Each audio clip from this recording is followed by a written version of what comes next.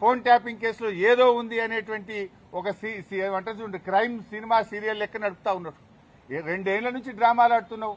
Already నువ్వు గతంలో నా మీద ఫోన్ ట్యాపింగ్ కేసు పెడితే హైకోర్టు కొట్టేసింది, సుప్రీంకోర్టు కూడా కొట్టేసింది. నీ చెంప చెల్లుమనే విధంగా తీర్పు ఇచ్చింది. నువ్వు పెద్ద పెద్ద అడ్వకేట్లను, రాష్ట్ర ప్రభుత్వ డబ్బులను, కోట్లాది రూపాయల డబ్బులు ఖర్చు పెట్టి పెద్ద పెద్ద న్యాయవాదులను పెట్టినావు నా మీద. ఎంత పెద్ద న్యాయవాదులను పెట్టినా న్యాయం నా వైపు ఉంది గనక, మేం తప్పు చేయలేదు గనక, ధర్మం మా వైపు ఉంది గనక హైకోర్టులోకి మేము గెలిచాం. సుప్రీంకోర్టు కూడా నీ చెంప చెల్లుమనే విధంగా నువ్వు స్పెషల్ లీవ్ పిటిషన్ వేస్తే కూడా కొట్టివేసింది. న్యాయం నిలబడ్డది, ధర్మం నిలబడ్డది. అయినా నువ్వు మళ్లీ పిలుస్తున్నావు. సుప్రీంకోర్టే కొట్టేసి ఇంకా మళ్ళీ పిలుచుడేంది డ్రామా? ఏంది డ్రామా? ఎన్ని రోజులు ఈ డ్రామా నడుపుతావు? 2 సంవత్సరాలు దాటిపోయింది. అంటే ఒక కంటిన్యూస్ గా ప్రజల్ని ఎంగేజ్ చేయాలని, మీడియాను డైవర్షన్ చేయాలని, ప్రజల అటెన్షన్ డైవర్షన్ చేయాలని నువ్వు ఎంత డైవర్షన్ చేసినా నేను ఎడవం. నీ బొగ్గు కుంభకోణం గురించి నిలదీస్తూనే ఉంటాం. నువ్వు ఆంధ్రాకు అమ్ముడుపోయిన విధానాన్ని నిలదీస్తూనే ఉంటాం. ఎల్టీపీ పాలసీ ఇండస్ట్రీ కుంభకోణం గురించి నిలదీస్తూనే ఉంటాం. నీ పవర్ స్కామ్ గురించి నిలదీస్తూనే ఉంటాం. నీ యొక్క అవినీతి బాగోతాలు అన్ని కూడా బయట పెడుతూనే ఉంటాం.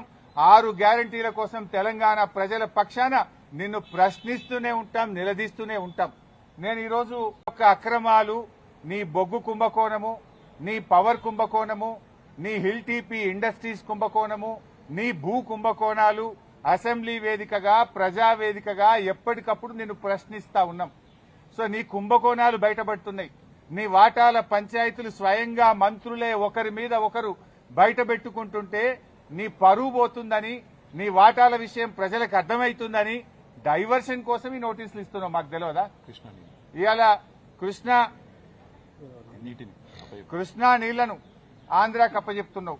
అదేవిధంగా గోదావరి నీళ్లను ఇవాళ చంద్రబాబు నాయుడు గారి ప్రభుత్వం, ఆంధ్రప్రదేశ్ ప్రభుత్వం గోదావరి నీళ్లను మళ్లించి మరి బనకచెర్లకు, నల్లమల్ల సాగర్ తీసుకుపోతుంటే నీ చేతగాని తనాన్ని ఎప్పటికప్పుడు నిలదీసింది బీఆర్ఎస్ పార్టీ, ప్రశ్నించింది బీఆర్ఎస్ పార్టీ. నీ యొక్క బండారాన్ని బయటపెట్టింది బీఆర్ఎస్ పార్టీ. సో నువ్వు అచేతనం అయిపోయినావు. నీదంతా బయటపడిపోతా ఉంది కనుక ఈ డైవర్షన్ టాక్టిక్స్ చేస్తున్నావు. మాకు తెలియదా? నువ్వు ఎన్నికలకు ఈ డ్రామాలు ఆడుతుంటావు.